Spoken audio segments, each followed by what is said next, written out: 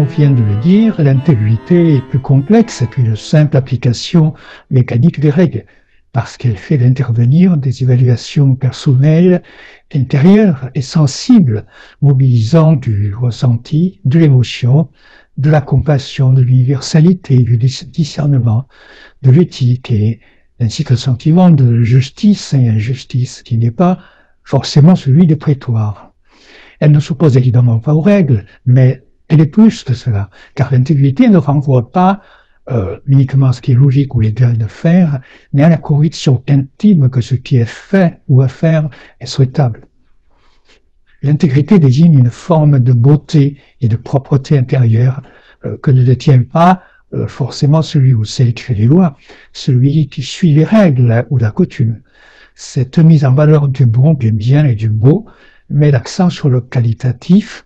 Il est lié à une quête de perfection intérieure qui nous oblige à tirer les conséquences de nos actes. Oui, il y a des situations où je me suis laissé atteindre dans mon intégrité. Et d'ailleurs, elles viennent me hanter parfois dans certains rêves. Ce sont des choses qui sont fortes.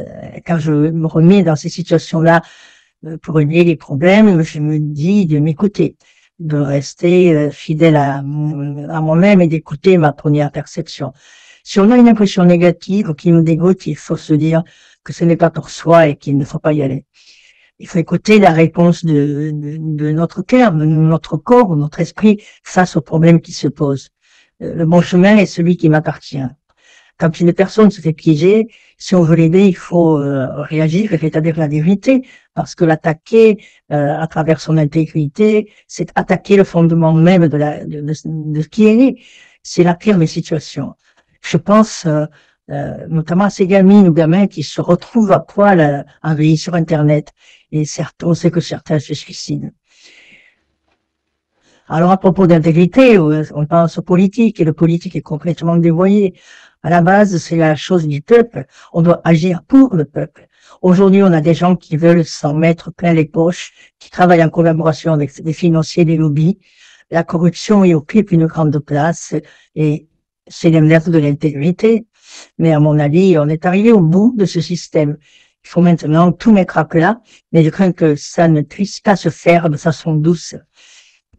Couper la tête de la pierre est compliqué parce que les tentacules sont nombreux, mais ce système ne peut continuer tel qu'il est. Il faut repartir sur des bases saines. Pour replacer le système sur des bases saines et intègres, moi, je supprimerai l'argent. C'est terminé. On enlève l'argent, on supprime ce média, on valorise le troc, par exemple. Peut-être que l'on retomberait dans les mêmes travers. Par exemple, troquer à l'international des tonnes d'ordinateurs contre des tonnes de blé. Mais avant d'en arriver là, je pense qu'il faudrait beaucoup de temps parce qu'il n'y aurait plus d'étalons. Ça me rappelle le film « Les dieux sont tombés sur la tête ». Quand la bouteille de coca tombe, ils se demandent ce que c'est. Dans des sociétés dont nous disons qu'elles sont primitives, lorsque tu introduis quelque chose de commercial, tu vois que ça crée une perversion. Alors qu'à la base, ces gens vivent naturellement et sont heureux. Et la question de l'intégrité s'y pose beaucoup moins. Je n'ai pas été intègre à tout moment dans ma vie. Et quand je ne l'ai pas été, j'ai évidemment eu tendance à ne pas m'en souvenir. Cet oubli me permet de survivre à mes idéaux. Être intègre, c'est ce qu'il faudrait, mais nous sommes tous des êtres complexes, nous sommes tiraillés par nos désirs et nos besoins qui passent parfois avant l'idéal de l'intégrité. Si on veut être intègre, il faut commencer soi-même par être heureux de ce qu'on fait. Parce qu'être intègre, c'est d'abord être intègre avec son être intérieur, même si son être intérieur est décalé par rapport à la norme. L'intégrité, pour moi, fait partie de l'expérience de vie, de notre croissance et des challenges que nous devons surmonter. On est obligé d'aller visiter le côté sombre. Et le manque d'intégrité fait partie de ce côté sombre. N'oublions pas que nous sommes encore au niveau collectif des enfants, des adolescents à la fois dangereux pour nous-mêmes et pour les autres. Peut-être qu'à force de se faire du mal à nous-mêmes, on finira par grandir. Et peut-être même qu'on rencontrera un autre collectif qui nous verra comme digne d'avoir des relations avec lui. Tricher, ce n'est pas forcément manquer d'intégrité, mais tricher en sachant qu'on va faire du mal aux gens. Alors là, il y a un gros problème. Et je trouve que c'est ce qui s'est passé avec cette histoire de Covid. On a des gens qui sont venus mentir à des dizaines de millions de personnes à la télé, de façon consciente, et sachant ce qui allait se produire, sachant aussi que de toute façon, ils allaient être exonérés de leurs mensonges par la suite. Pour moi, l'intégrité est une option morale et philosophique que je considère de moins en moins prioritaire, car de façon pragmatique, je constate que ça ne fonctionne pas dans la société et je n'ai pas envie d'être le dindon de la farce. Mon expérience me montre que dans le quotidien, l'intégrité n'est pas une valeur. Les valeurs actuelles tournent autour de l'opportunité et du zapping. Ne plus en faire une priorité est une question pour moi de survie lorsque majoritairement les gens ne sont pas intègres. Ça revient à ne pas se battre contre des moulins à vent, tout simplement. L'intégrité est un dialogue entre soi et soi. C'est une valeur très difficile à partager et je ne sais même pas s'il faut en parler car je vois le monde comme très hostile. L'intégrité, c'est ce qui te permet de garder ton âme, ce qui fait que tu restes toi. Donc c'est primordial, sinon tu te perds en défaillant de ce côté-là. Par exemple, j'écoute les actuels discours politiques, ça bataille d'un côté et de l'autre, mais je plains toutes ces personnes et ce gouvernement. Pour moi, leur âme est perdue, mais eux sont sûrs de leurs faits. Il y a des gens qui ont vendu leur âme et se persuadent qu'ils sont dans la vérité. En ce moment, certains donnent l'impression de perdre vraiment leur âme, tandis que d'autres donnent l'impression de la retrouver, comme s'ils reprenaient contact avec eux-mêmes et avec leurs propres valeurs. C'est difficile à expliquer, mais c'est comme ça, deux forces se rencontrent et s'affrontent. D'un côté, certaines vont vers plus d'authenticité et d'intégrité, d'autres vers plus de corruption, de soumission à un système. C'est souvent nous qui nous mettons dans des situations d'atteinte à notre intégrité. Quand en vieillissant, on le comprend mieux. On fait généralement un travail sur soi qui permet de comprendre que notre mise en danger vis-à-vis de notre intégrité venait aussi en partie de nous et de notre attitude. Ce que tu as vécu comme atteinte à ton intégrité et que tu mets en général sur le compte d'une autre personne dépend aussi en partie de la façon dont toi-même as agi ou laissé faire. Alors, si on est honnête avec soi-même, on se nie qu'on a la plupart du temps une part de responsabilité. Et je dis ça sans jugement, bien sûr. L'intégrité demande d'abord une certaine réflexion, une certaine honnêteté vis-à-vis de soi. Elle oblige à se voir comme on est. On n'a pas forcément envie de montrer aux autres nos faiblesses. Et d'ailleurs, rien ne nous y oblige. Mais à soi, c'est pas pareil.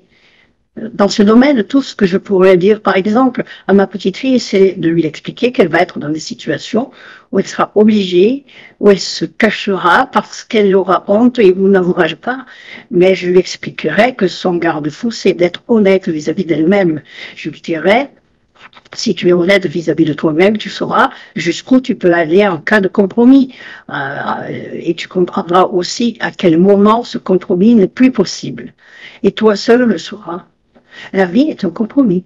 Actuellement, les valeurs d'intégrité de nos hommes de pouvoir ne sont pas respectées et je pense que ce qui mène les gens actuellement, c'est moins l'argent que la soif de pouvoir qui les motive. Et tout ça est très triste. C'est encore plus grave lorsque ce sont des dirigeants, parce que ce sont eux qui nous dictent leurs règles. On a l'éternité pour changer le monde, mais on a le droit d'être impatient. Et je suis à ce niveau. En fait, le manque d'intégrité est un jeu ignoble et chacun peut se faire piéger. Dans mon monde, l'intégrité veut dire quelque chose. Dans le monde politique ou social, il veut rien dire pour moi. Si tu ne respectes plus ton intégrité pour être intègre à autre chose, je trouve que c'est pas bien. C'est toi qui es le plus important. Je trouve que les gens s'habituent à la non-intégrité des gouvernants, ils prennent conscience des corruptions, et puis j'ai l'impression qu'ils intègrent et les banalisent chaque étape de non-intégrité qui devrait pourtant aboutir sur une révolution, me donne l'impression d'être digérée, acceptée. En fait, j'ai pas envie de réfléchir à tout ça, parce que ça crée en moi des émotions négatives et j'ai pas envie de remuer tout ce genre de choses si je peux l'éviter. Du coup, je ne me frotte plus trop à ces choses-là. Quand j'avais une dizaine d'années, mes parents m'ont dit, si tu mens, tu te mens à toi-même, et si tu triches à un contrôle, c'est pareil. L'intégrité, c'est regarder la vie en face, se regarder en face, ne pas mentir dans n'importe quelle occasion, être honnête avec soi-même et avec les autres. Pour ne pas se laisser corrompre, ma façon à moi, c'est de ne fréquenter que les personnes qui me plaisent et qui me correspondent. Cela écarte donc pas mal de gens, hein, notamment les corrupteurs et corrompus qui n'ont rien à faire dans mon entourage. Malgré tout, et même si on n'a pas ce genre de personnes autour de soi, on peut malheureusement faire des choix qui nous font aller dans une mauvaise direction. Mais ça, c'est tout simplement vivre. À moi aussi, il m'est arrivé d'entrer dans un jeu malsain où je perdais mon intégrité. Le principal est d'y mettre un terme rapidement. Et que celui qui n'a jamais fauté me jette la première pierre. Ces choses, on les met de côté, mais on ne les oublie pas. Pour moi, l'intégrité, c'est être droit dans ses baskets, c'est ne pas dire quelque chose et faire l'inverse. Par exemple, dans mon travail, je constate que les personnes abusent du télétravail sous un faux prétexte et détournent ce droit de façon malhonnête. L'intégrité, c'est parfois devoir ne pas respecter les règles et se positionner contre un système qui te convient pas. Et c'est parfois le respecter. Quand on parle de non-intégrité, je pense évidemment aux politiques.